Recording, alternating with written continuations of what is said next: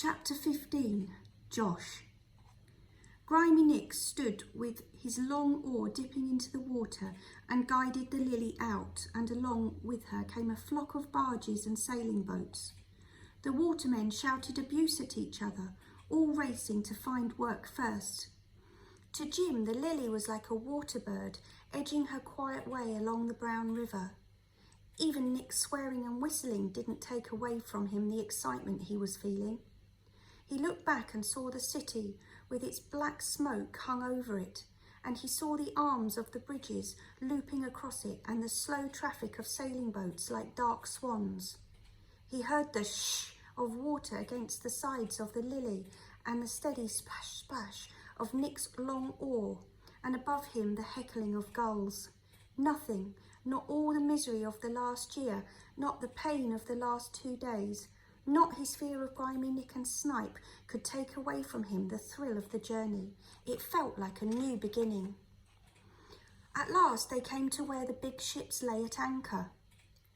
They pulled up alongside a huge coal-carrying boat called Queen of the North, and there Nick pulled in his oar, whistling loudly till a rope ladder was dropped down to him. The Lily lay bobbing on the water while Grimy Nick shinnied up the rope ladder and went on board the big boat. Jim gazed up after him, longing to follow him. Nick shouted down to him to pull back all the hatchboards. A basket brimming with coal swung out from the boom of the Queen of the North and was slowly lowered down. Nick shinnied down the ladder again and whistled, "Drop!" he yelled, and the basket creaked down. When it reached Nick's grasp, he and Jim swung it round and tipped the contents into the hold of the Lily. Jim spluttered in the clouds of black dust. "That's your job for today and tomorrow, till we get the hold full," Nick told Jim.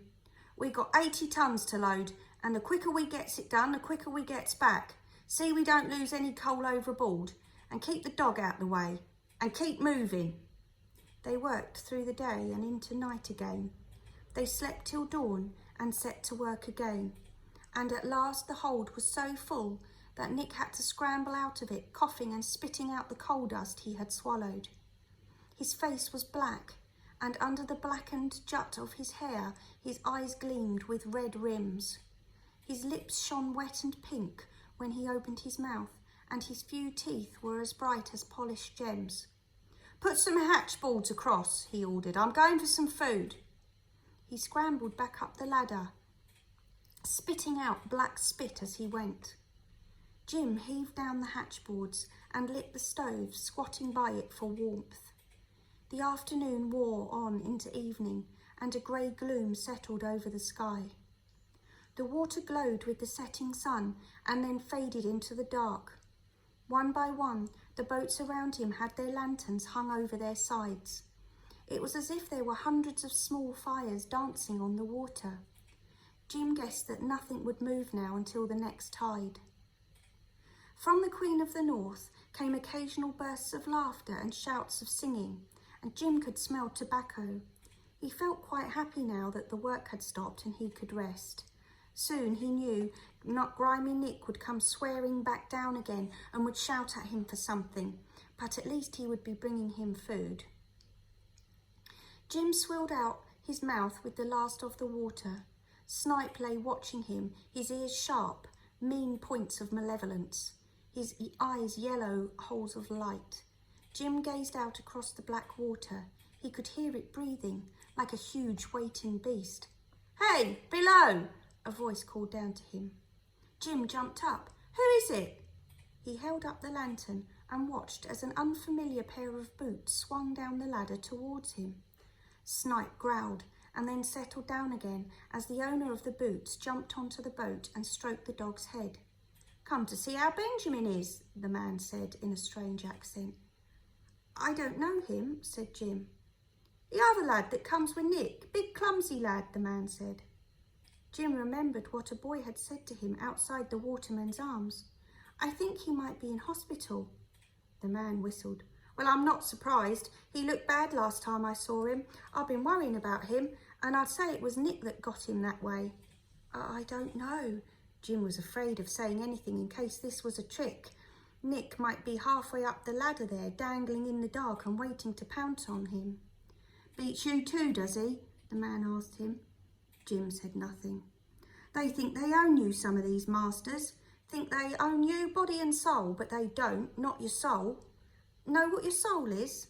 No, mister, said Jim, though in his head he imagined it to be something white and fluffy, like a small cloud maybe, floating round his body. Well, it's like your name. It comes with you when you're born, and it's yours to keep.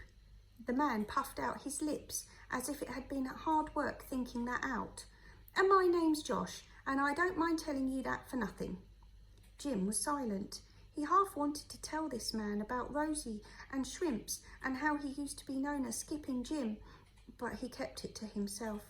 He didn't feel much like skipping anymore. He didn't suppose that he would ever again. Josh settled down next to the brazier of glowing coals and held out his hands over it. He thought he might be staying there for the night. He told Jim that Nick was fast asleep on Queen of the North.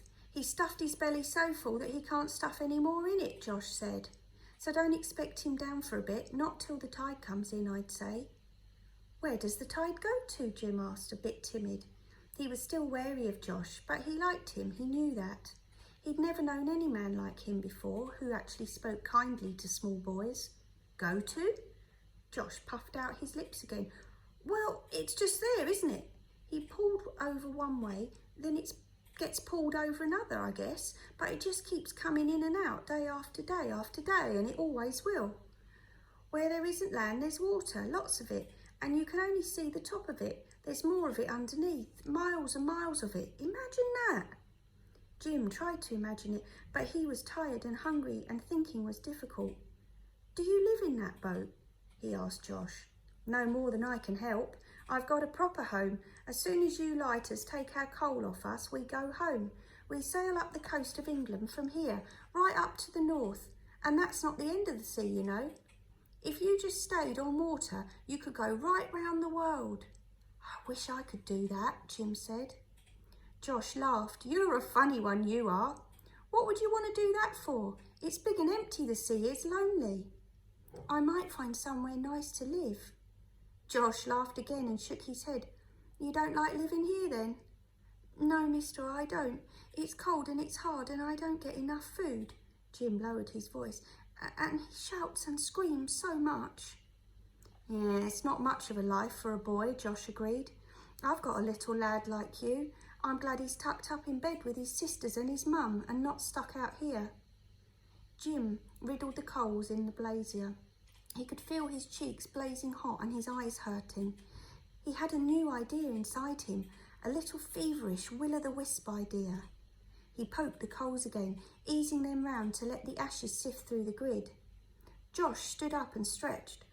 Well, I'll be getting up on deck for some sleep. We'll be off with tomorrow's tide.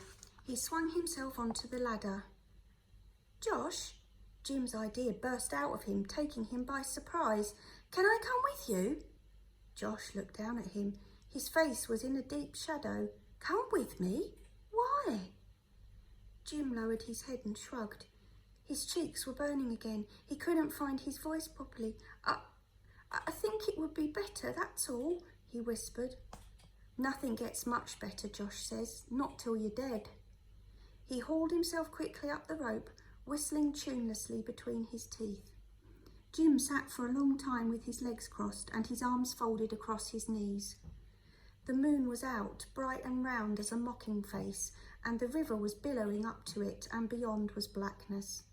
There was no other world but the blackened heart of the lighter and his own small bench space. This was his home. He had to accept it.